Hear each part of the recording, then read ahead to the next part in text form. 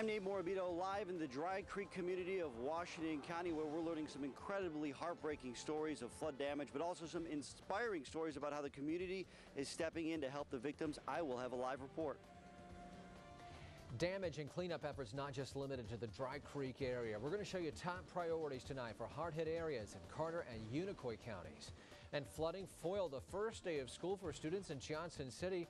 We'll let you know if they'll head back to the classroom tomorrow. Our flood watch continues in effect until 8 o'clock. More scattered showers and thunderstorms on tap. Your accurate forecast coming up.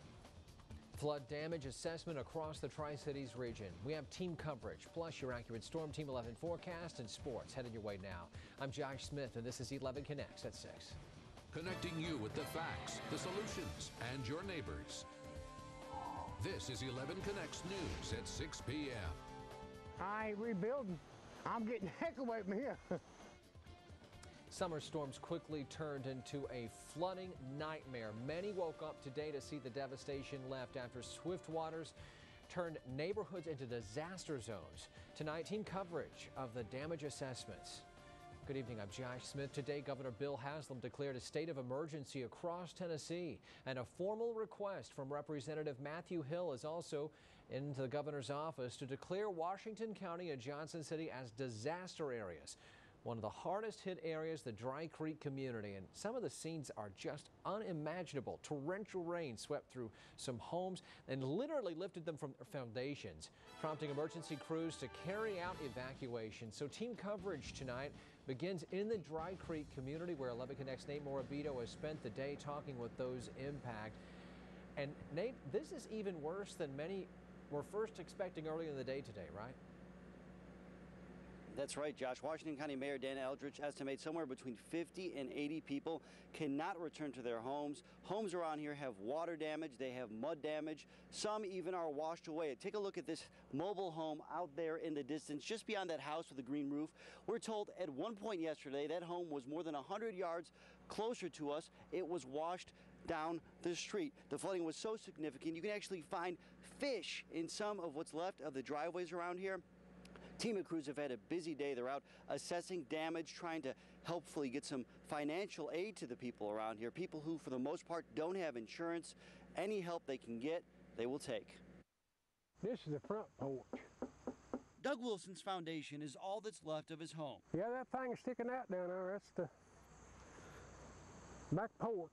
The 3-bedroom house is now half a football field away. It must have rained about 6 inches ago, then the house started floating. Floodwaters washed Wilson's home away. At the time, he sat in his living room, but it felt like he was on a boat. Go down with the ship.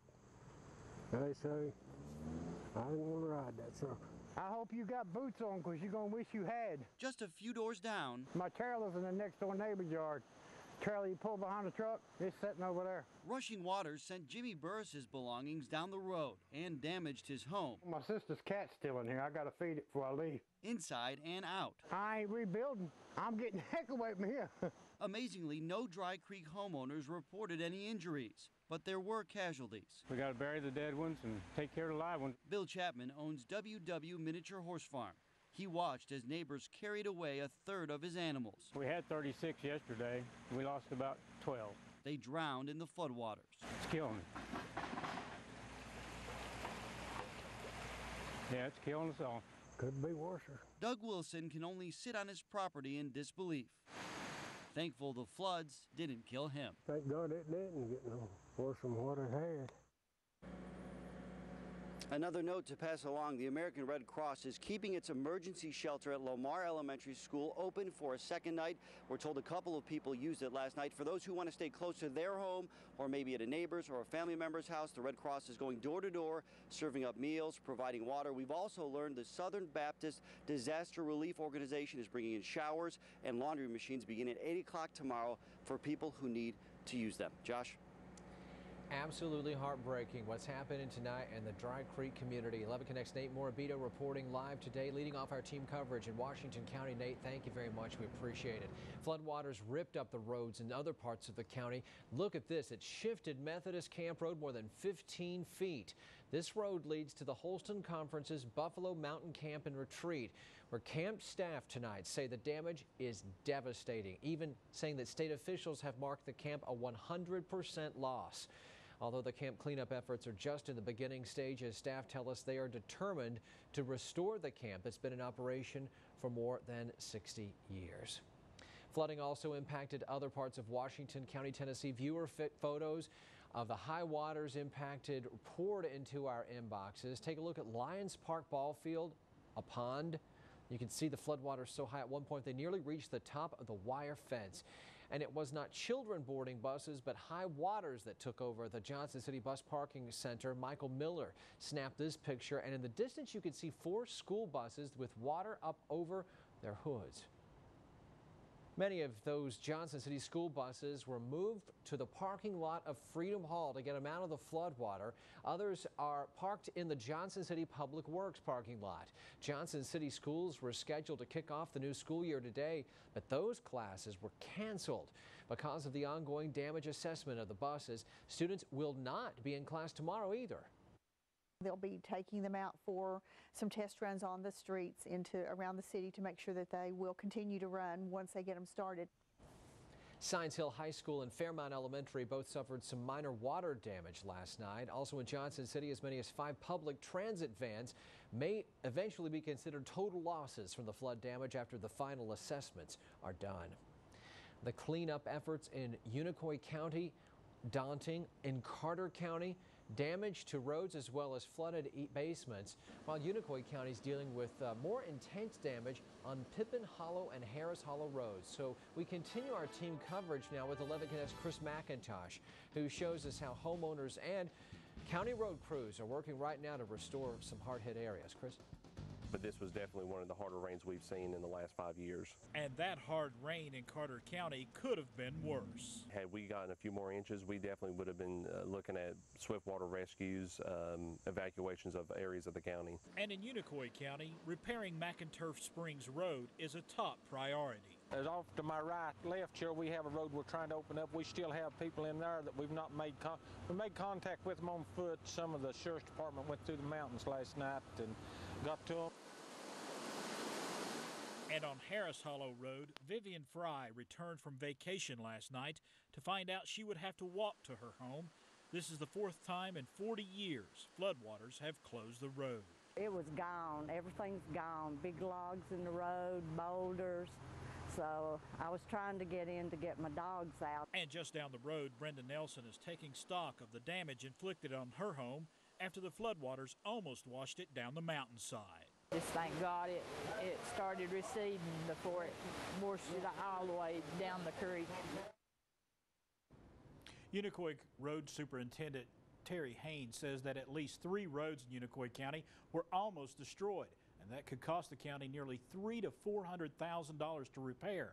And if we get more heavy rain, the work they've already done could be washed away. Josh. Chris McIntosh with us tonight, helping with our team coverage. Chris, thank you very much. Some area businesses like American Water Heater, Johnson City, cleaning up after several inches of rushing rain damaged the building yesterday. Nearly 150 contractors and employees spent this day cleaning up and assessing damage. The plant hopes to be back in operation by the end of the week. More stories, more pictures of those impacted by the storms on our website, WJHL.com.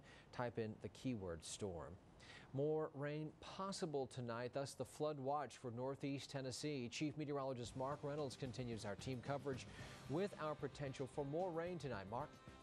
Josh, we are seeing that flood watch in effect until 8 o'clock for Northeast Tennessee. You can see that graphically here. Although most of the floodwaters receding now, which is good news, still holding on to a slight chance of these scattered showers and possible thunderstorms. Here's a look at Storm Team Live Viper 11.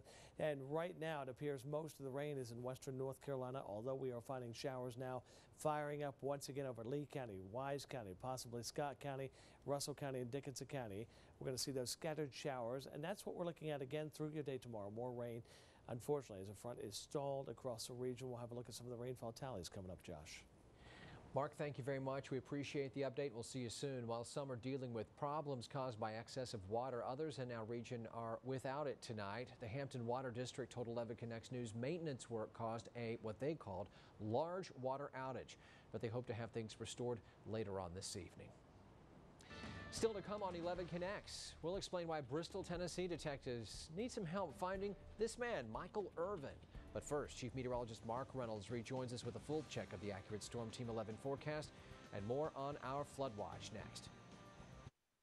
11 Connect Storm Team Chief Meteorologist Mark Reynolds holds the Certified Broadcast Meteorologist designation by the American Meteorological Society. Still watching that flood watch area wide for northeast Tennessee, where we had the significant water yesterday. A lot of rain, on average 2 to 4 inches. We're still finding scattered showers out there right now. And as you look at that radar, the majority of the heavy rain today, western North Carolina, although we're seeing the showers firing up also into southwest Virginia right now. Here is that area of flood watch for northeast Tennessee until 8 o'clock this evening. However, the majority of the flooding is now receding, which is good news. We're still seeing some of the rivers like the Nolichucky. You have to keep an eye on that because that does flow from North Carolina to Tennessee, so we'll continue to monitor that very closely. And here's a better look at where we're seeing the showers. Southwest Virginia right now into Wise County, just coming into Clintwood. Not a lot of lightning with these, just heavy downpours still possible. That activity will continue to push off towards the east and the southeast, and we'll see these showers continue to fire up there. Western North Carolina in and around the Asheville area finding showers, a few embedded thunderstorms, and again just light to moderate rain. Nothing like what we experienced yesterday at this time, which is good news, helping to dry out just a tad bit. Had some shower activity over Sullivan County, Washington County, parts of Greene County, and parts of southwest Virginia through much of the early part of the day. 78 degrees, top of the hour, a little bit of sunshine. Wind is calm. Our high temperature is 78, 69 degrees at low temperature this morning. Average high for this time of year, 85. And the airport now, 31/107 inch of rain so far for the day. Our monthly total at the airport, 1.35 inches. As I've been talking about the rainfall yesterday, downtown Johnson City here at our studio, 3.59 inches in about a 2-hour time span. The airport all day yesterday, just a trace of rainfall. So it shows you the incredible amounts of rain with some of these heavy downpours. And the thunderstorm complex right over Johnson City yesterday, up to about 50 to 55,000 feet. Here are some other rainfall tallies. Look at just outside of Mohawk, 2.5 inches. Unicoi, just outside of the center of Unicoi there, over 5.5 inches of rainfall. And Hampton, 2.44 inches. I want to thank the National Weather Service and that wonderful program called Coco Ross.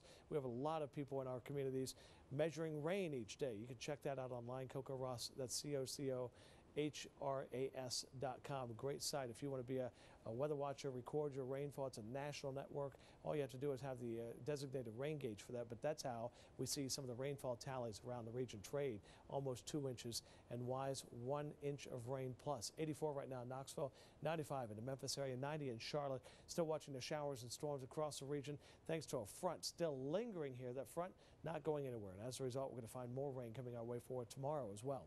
All right, check out the forecast for tonight. 40% rain chance, 66 the overnight low tomorrow, 84 the high. Scattered showers and storms once again, 50% rain chance. And here is a look at our 7-day forecast. We're still going to hold on to that chance of these scattered showers and storms each day. Highs holding in the 80s, overnight lows in the 60s. And we're watching the tropics carefully too, because Ernesto is down there right now, tracking possibly into the southern Gulf, but still a little uncertain. We're going to have to watch that track too as to where that goes with all that moisture. Hopefully not in our region. Let's hope it goes to the Midwest where they have a historic drought. That's right. All right, Mark. Thank you very much. We'll see you again at the end of the show. Bristol, Tennessee investigators need help finding this man, why he's the focus of our Monday's Most Wanted. Next. We are focusing on cases out of Bristol, Tennessee in Monday's Most Wanted tonight. And joining me once more is Detective Brian Hess. He's with the Bristol, Tennessee Police Department, one of their lead detectives helping to solve these cases. You want to find Michael Daniel Irvin. Why? Yes.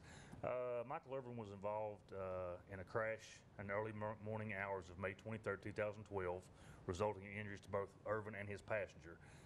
The vehicle that he was driving was reported to have been involved in a theft of alcohol early in the evening in Bristol, Virginia, and both Irvin and his passenger are suspected of being under the influence at the time of the accident. So you're looking for him tonight. And for those who are watching maybe for the first time and wonder how this works, we're going to show some phone numbers they can remain anonymous, right? You Sure. take anonymous tips. That's exactly right. All the time. And you basically need people to tell you what tonight about him, where he is, right? Location will be great. Any tip that we can get to lead us closer to arresting him, that would be wonderful. Yeah. I know oftentimes even where this person frequents at a certain time of day, Right. you know, or where you saw them last. Any information can be helpful. And it'll be completely confidential.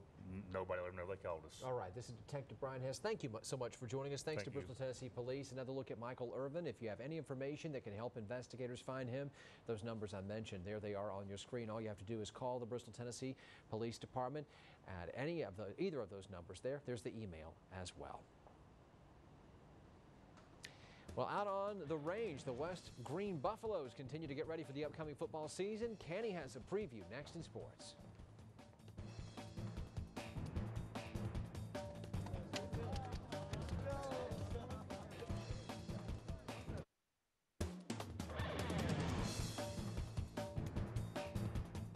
The high school football season is just 2 weeks away, and one of the teams to keep an eye on in Greene County is the West Green Buffaloes. Coach Joe Case's team had pitcher day today as they prepare for the upcoming season. The Buffaloes lost Watauga Orthopedics Player of the Year Dalton Bowles, but they do return 7 starters on offense and 7 on defense. We still got a lot of experience from last year. We lost a lot as far as offensive linemen go and backs, but we have a couple of great linemen coming this year, and that's going to help us out, along with 2 really good football players at back. West Green opens the season against Cherokee.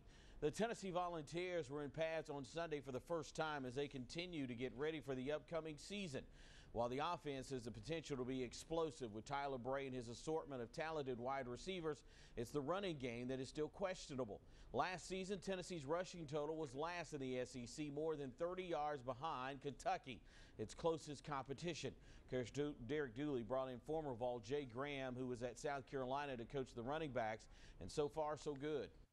The big thing that I wanted to emphasize to them, no matter how hard you train, no matter how good you are, no matter how experienced you are, what makes this sport special is you're going to get knocked on your tail. But overall, it was a good tempo. There was a lot of hitting. Offense really came out with something to prove to run the ball today, and they did a good job. Only 1,081 rushing yards in a 12-game season, the third worst number dating back to 1950 for the Vols last year, ranking of 116th out of 120 football bowl subdivision teams. Driver introductions for the Sprint Cup races at Bristol Motor Speedway are unique in the sport, and for the upcoming Irwin Tools Night Race August 25th, there will be a new twist added. Well-known ring announcer Michael Buffer, that's right, the guy who says, "Let's get ready to rumble." That's his catchphrase, is known worldwide. He takes part in driver introductions, adding his distinctive voice to each driver's entrance from a stage on turn 3 at the track. During a rain-shortened race at Pocono on Sunday, NASCAR driver Jeff Gordon captured his first victory of the season, but the win was overshadowed by the fact 9 people were struck by lightning. One is confirmed dead. Another has been upgraded from critical condition to stable. Gordon says he thinks he remembers when the strike took place. I'm pretty sure I know exactly which one it was. I mean, we were walking down pit road. The wind was blowing sideways. I mean, the umbrellas weren't doing any good. The water was puddling up, and there was a huge crack, from lightning, and you could tell it was very close. And I mean that's the thing that's going to take away from the victory a little bit is the fact that somebody was affected by that. Officials say lightning struck near Gate 3 and in the parking lot behind the grandstands. U.S. sprinter and former Tennessee Volunteer Justin Gatlin brought home the bronze Sunday. The 100-meter runner had a long road to the 2012 London Olympics. After winning gold in the 100 at the 2004 Olympics in Athens, Gatlin served a 4-year ban for testing positive for performance-enhancing drugs. Gatlin has been criticized over the years for refusing to admit his guilt. Today, he said the controversy is in the past. Innocent or guilty, I've served 4 years, almost half a decade of my life has been gone. And for me to come back, no one's ever done that before. And I put a lot of effort and a lot of sacrifice to come back out here. And I think it was brave of myself just to step on this track and just show the world that I have a lot of heart to compete. Gatlin set a personal best Sunday at 9.79 seconds. Thank you, Kenny, and we'll be back with Mark Reynolds more on our flood watch right after the break. We do not want any more rain in those areas that were hit by the flooding tonight. That's right. We still have the flood watch, though, at least until 8 o'clock for Northeast Tennessee. You're seeing that right here. I do want to point out, though, as you look at Storm Team Live Viper, it looks like the majority of the shower and thunderstorm activity off over the Carolinas and all the way down into Georgia and North Florida. That's good news for us. However, we're still seeing some scattered showers firing up over southwest Virginia. And unfortunately, because the front is laying across our region, you can't rule out more showers overnight tonight and again tomorrow. About a 40 to 50% rain chance. And again, you're looking at a forecast that has a rain chance in it for the next several days. Yeah, a chance of showers each day because we're in what we term as a trough of low pressure. Yeah. And that just keeps things unsettled for us. It keeps that chance of rain each and every day through Friday. Reminder last night that we got to be on alert for it, don't we? And so that's certainly what we're going to do. And this man was a big part of why you were on alert, as well as Nathan Scott last night. We're going to continue with Mark's help to monitor the threat for more flooding. In 30 minutes on the 7, Mark and Kenny and I'll be back here with you tonight at 11 o'clock. Have a great evening. We'll see you soon.